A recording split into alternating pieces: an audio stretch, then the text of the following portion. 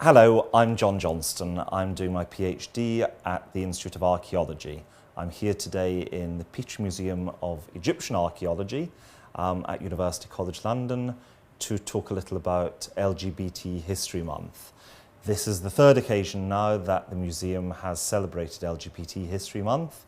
On the first two occasions, we held some special lectures, and on this occasion we've devised a trail of various objects dotted around the museum which help to illustrate various aspects of LGBT history in the ancient world. One of the objects which has been put on display specifically for this month is the tale of Horus and Set, which is told on a papyrus discovered by Petrie at Lahun. It dates from the 12th dynasty and tells the tale of Horus and Set wrangling over control of Egypt following the death of the god Osiris. After many years of this wrangling, Set decides to change his tack and attempts to bed the god Horus, flattering him, telling him that he has beautiful buttocks and muscular thighs. It's particularly fascinating that this oldest recorded chat-up line in history actually appears to be a gay chat-up line. We also have this relief from Coptos, which shows the name of the king, Neferkare Pepi II.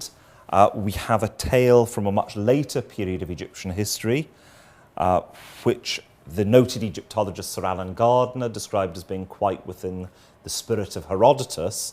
It relates the story of the king Pepi II clambering up a ladder into his general Sassanet's home late at night and staying there for 4 hours, only leaving after he has done what he desired of him.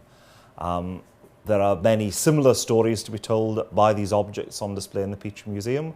For the month of February, we hope that you'll get the opportunity to come along and discover some of these tales with us.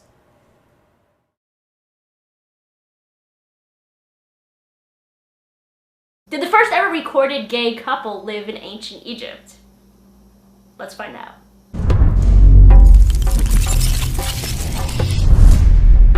Khemenhotep and Neanderthal are said to be known as the first ever recorded gay couple in ancient Egypt.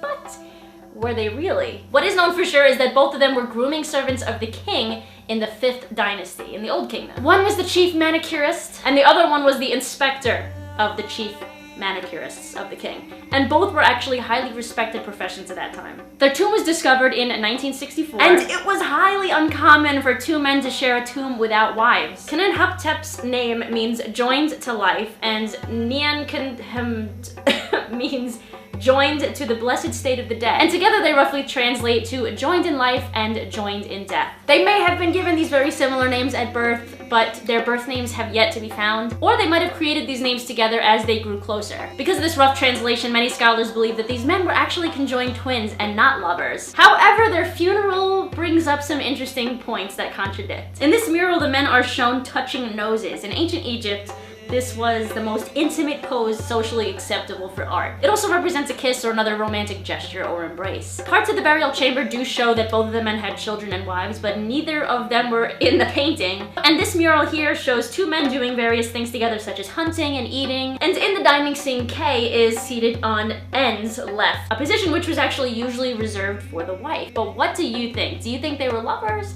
Brothers? Do you think it was incest, which was quite common back then, apparently? Ew. Let me know in the comments, and I will see you guys back here on Wednesday for another Egypt gay-themed video.